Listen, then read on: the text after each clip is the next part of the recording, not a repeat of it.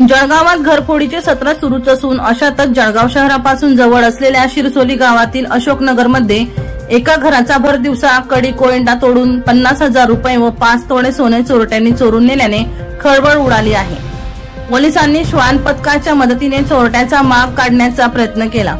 घटनास्थळी ठसे तज्ञांनी पाहणी करून तपासणी केली।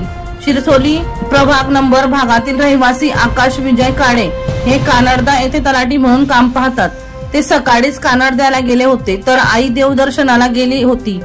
दुपारी 1 ते 1:30 वाजता काळे यांच्या घराच्या दरवाजाचा कडी कोयंडा तोडून चोरट्यांनी घरातील कपाटातून रोख 50,000 रुपये व 5 तोळे सोन्याचे दागिने चोरून नेले। जेवणाचा डब्बा मेस पुरवणाऱ्या बाईने घराचा दरवाजा उघडला असल्याचे आकाश काळे यांना फोनवर कळवले, तेव्हा चोरीची घटना समोर आली। वर्षा लोहार यांचा खास रिपोर्ट V1 लाईव्ह जळगाव।